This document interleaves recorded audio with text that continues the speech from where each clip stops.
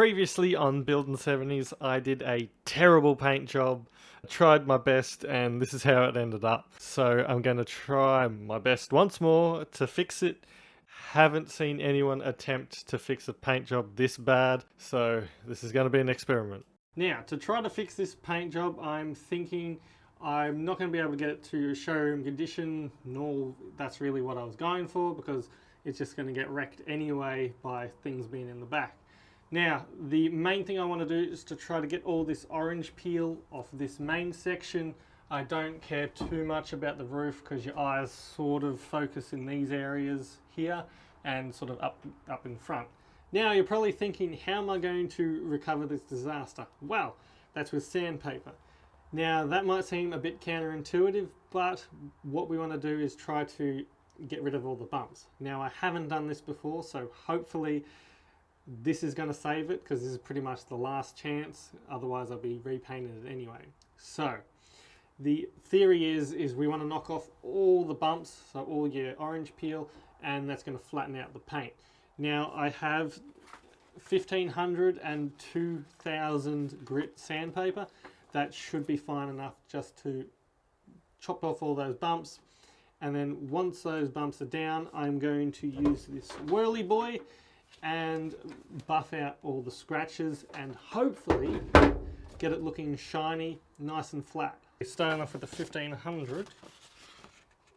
Hopefully this turns out alright. I'm going to be wet sanding this. So I've got a little cup. I should probably have got a spray bottle, but I don't have a spray bottle, so hopefully this doesn't get wrecked. Oh, this does not. Definitely does not feel right. Okay, now that's taken out all the shine. That's very nerve-wracking. Now if we look closely, you can see all those little dots. All those shiny dots are the low points. We want to try to get that stuff out. Wow, so that's that is looking pretty damn smooth so far. There's still a fair bit of little spots, but I'm starting to get worried that I might eat too far into the paint.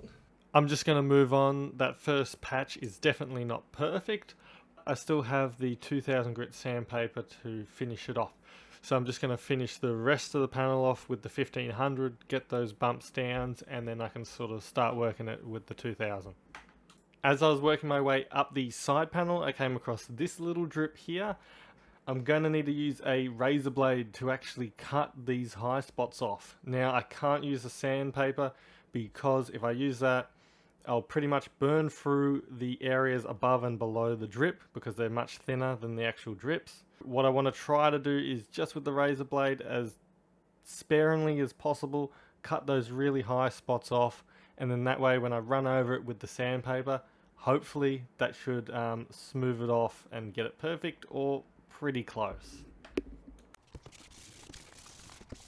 It's pretty much completely gone. Can see a little bit in the sunlight. Can't be much happier than that for that result. So this is already looking pretty damn smooth. With the 1500, it probably took me about 30-40 minutes to just do this whole little section up to the top. So it does take a bit of time. So hopefully with the 2000 it shouldn't be too hard, but that should just get most of the deeper scratches out. Still a fair bit of scratch, as you can see in the actual paintwork, but I'm hoping that should buff out pretty easy with the buffer. So to shine up the paintwork, I got a cutting compound.